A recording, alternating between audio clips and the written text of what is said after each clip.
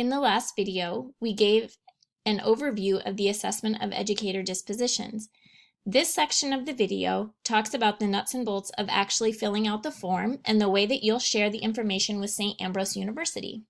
St. Ambrose University uses a program called TaskStream to help track our students throughout the teacher education program at St. Ambrose. You will also be asked to enter data for the assessment of educator dispositions into TaskStream. Toward the beginning of the semester, you will receive an email from TaskStream giving you a username and password. That email will be sent to whatever email address you have provided to St. Ambrose University.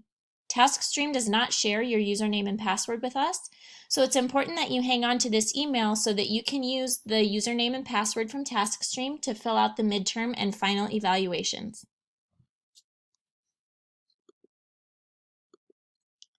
After you've had the student in your classroom for a few weeks, you will get an email from TaskStream prompting you to complete the midterm evaluation. Remember, like we talked about in the first video, the midterm evaluation is optional. If you have no dispositional concerns about the student in your classroom, you do not need to fill out the midterm evaluation. However, if you have concerns about the student, please make sure that you fill out the midterm evaluation.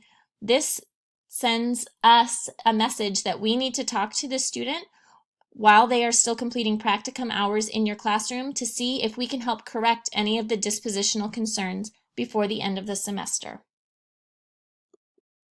The email that you'll get from TaskStream looks exactly like this email, and you'll notice in the email there's a link that you click that says click here to log into TaskStream.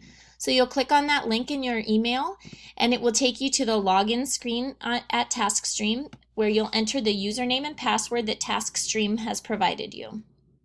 After you log in, you'll get taken to a screen that looks like this where you'll be asked to evaluate the student that you have.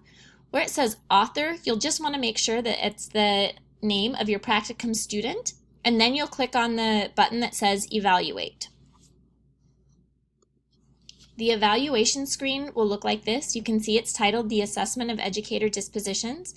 You'll be asked to do two things in the Assessment of Educator Dispositions.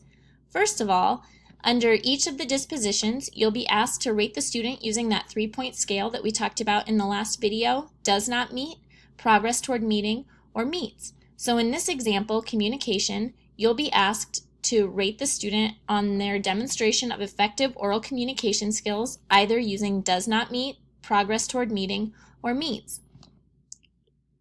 If you have checked 1 or 2, then we also ask that you use the check boxes below and indicate any areas of concern. If you have another area of concern related to effective oral communication skills that's not listed there, please check the other box and fill in that concern. Once you've finished assessing all of those dispositions, at the bottom of the assessment of educator dispositions, you will see that you are asked to enter a score. The student may be scored in one of two ways. Either the student meets the requirement or does not meet the requirement.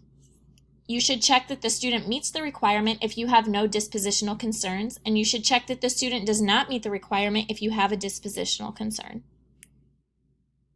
The next thing you'll be asked to do is to record the assessment as final and release the evaluation to the author now, which is that option in the green box right underneath where it says next steps. This allows the practicum student, as well as myself and the university supervisor, to see the assessment right away so that if there are any concerns, we can address those concerns with the student. Then the very last thing that you'll be asked to do on this page is to submit the evaluation now. The final evaluation will work in the exact same way. You will again get an email from TaskStream asking you to complete the student's final evaluation. So again, you'll click on that login information, you'll log in with your username and password, and you will complete the exact same form. The only difference between the final evaluation and the midterm evaluation is that final evaluations are not optional. Every student must have a final evaluation completed.